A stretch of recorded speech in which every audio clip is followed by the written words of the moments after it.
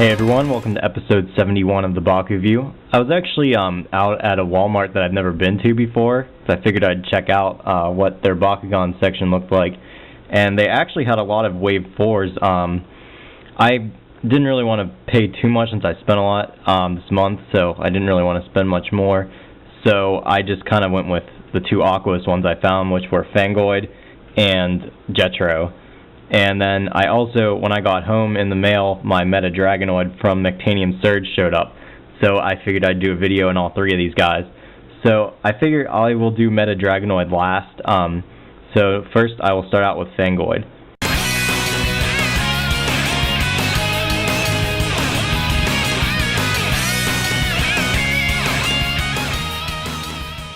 Alright, so here's Aquos Fangoid. And I've actually been looking for one for a good while now, so I'm glad I finally did find him. He was also in Subterra, but I obviously wanted him in Aquos. As far as the ball form, though, it's kind of plain around the middle. On each side, though, it kind of has what looks sort of like a shield on each side there. And why don't we open him up? And he's what's called one of the Baku stands, so I guess that's why he's kind of taller like that. The only manual part on him is just his horn here. So that's all you have to do to open them up all the way, which I always like when it's really simple to open them. He's actually pretty simple to close too, I'll show you in a minute. As far as his G-Power, he's 790. And one thing that I think is cool, if you look at his mouth, actually can open and close his mouth. And same with his hands here, kind of have him grab with his hands as well on each side. But I like how the arms come out like this. And just like the whole design of him in general, I think is pretty cool. You can see his tail here at the bottom too. And just throw battle gear on him so you can see him equipped. So there he is, equipped with the battle gear, and well, a little top heavy there. But as far as closing him up, like I said, it's really simple, and it's pretty cool how they do the head. Obviously push down on the horn, but you fold the head all the way back, and then it just kind of rounds off on this side. And then you want to just push it down, but push the tail in first, because that'll keep the tail locked in. And then just push on each side here. It's pretty simple. Just click them closed, and that's all you have to do to close up Fangoid.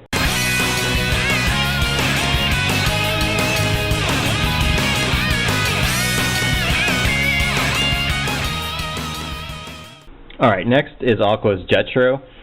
And as far as ball form, it's pretty plain except for the little red detailing on the legs, and you can see his face here and the horn up there. He's a pretty ugly looking Bakugan in my opinion, but he is still cool looking, especially when he opens up, so when we do that. He's kind of got legs similar to like Freezer back in New Vestroya. The only manual part again is just the horn here that folds up, and you can kind of see like the face here, and then he's got more green on each of these little things coming off on each side of his head. And I mean, aside from that, there's not much else to say. I mean, just a little bit of red on the back of each leg as well as on each foot. He is 870G as well. Closing him up, he does give me some problems, the same problems as Freezer, trying to keep the legs down. Sometimes they pop back out. But why don't I close him up for you? He obviously can't equip battle gear as well, as you can see. There's nowhere to put it. But full down on the horn, obviously. But I found it easiest first to push down on these two side parts, and then just kind of push the head down and just get those two parts on each side to lock into place. And so he's kind of like a little ball with legs now. It's kind of cool actually. But anyway, then each leg has this little bit of plastic sticking up that you want to actually put in first and then push down on the leg. So you just do that for each one. And like I said, sometimes he doesn't like to stay closed and he starts popping back open, but I guess you'll have that. And that's really all you have to do to close them up. Just kind of squeeze on them, make sure it's all locked into place. And that is Aquos Jetro.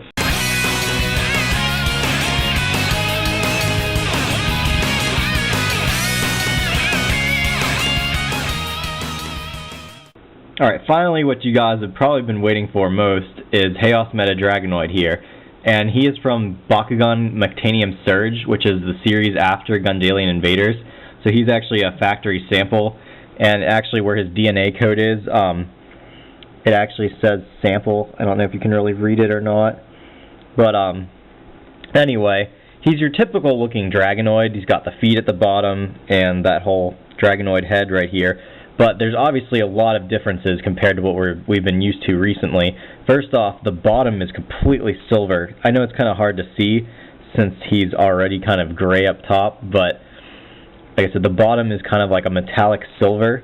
It'll be a lot more noticeable when I get Iron Dragonoid since he was Aquos, but let's see if I can get the focus in a little bit. There we go. There's his Chaos symbol right there. But you can see the detailing on him is all done in silver as well, just like how the bottom is. Unlike how the Chaos right now are kind of like that orange and yellow. So these guys kind of have more of that whole, I guess, kind of like a cybernetic kind of feel to them. And why don't I open him up for you? And I know you couldn't see that, but this little crank here, it spins the little G-Power wheel here. So every time you open and close his head, it spins that wheel. And let me read off his G-Powers for you. There's 600G, 650, 800, 850, another 850, and 950. So at least Chaos here, those are his G-Powers, so 950 would be his highest. Another thing you'll notice is the wings. They kind of remind me of the wings on the Neo Dragonoid that came with the Maxis Dragonoid set. So it has like those little wing parts that flip out. And obviously we have the manual feet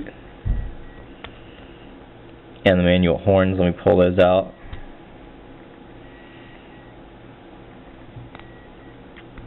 Okay, so here he is all opened up. And you can see he does have the red eyes still at least. But there's a couple things I noticed on him. First off, on each side he's got these little slits. And I don't know if that's just part of the design or if maybe there is some kind of like Maxis Dragonoid type of thing that's going to go on where like those will just kind of stick in each side. There's actually another little slit down here, but I think that's just part of the design, so that makes me wonder if those are just part of the design as well. I guess we'll just have to wait and see on that. Another thing too here, it almost looks like this is something that would pull out, but I can't figure out how you would do that, so I guess maybe it doesn't. Just this little part here. It just kind of looks like that's like some kind of little, you know, like this would just pull open. I don't know, but it obviously doesn't seem to do that for me. But I think the most noticeable thing, if you could see, especially earlier in the picture that I showed, is that on the wings here, it's kind of hard to see now since my camera is not as good at doing video as it is as pictures, but it kind of has like these little designs, like it's some type of like I don't know whether that you would want to call them like wires or some type of like metal poles or something coming off. Just kind of gives them that whole cybernetic look, so I guess that's obviously what they're going for with this series. And then another thing I thought was cool was that the nose has like, you know, like little nostrils and a little detailing on the nose. Wow, this really doesn't want to focus at all, but there's a lot of detailing in the plastic itself, and even here there's like these like little fins coming off the head too. So I just think they did a really cool job detailing the plastic to make them look a lot cooler. It's just kind of one of those things, I guess every season they try something new to make them look a little bit better than the last time. And another thing you'll notice on the back that also goes along with what I just said, this little hole here is where the Baku Nanos will go in. And unlike the Battle Gear, the Baku Nanos are a lot smaller, and I guess they don't really need the whole magnet thing. They just are going to stick into that little space there. And I don't know, I guess as long as all that is just a little hole, I guess it'd be pretty simple for pretty much every Bakugan in the new set to equip Baku Nanos. So I guess we'll find out, but I think that's probably what they're going for, is they wanted to design something that all Bakugan could equip instead of just having a select few use them, without having to figure out, okay, how are we going to put these pegs on this Bakugan, you know? So this makes things a lot easier for them, I would think. But overall, I think he has a really cool design. And why don't I close him up for you guys? The feet and the horns back down. So all you have to do is just kind of, well, first you want to push down the head. It won't stay down. That's why you need the wings to close in on the head and keep them closed. But that's all you have to do to close him up.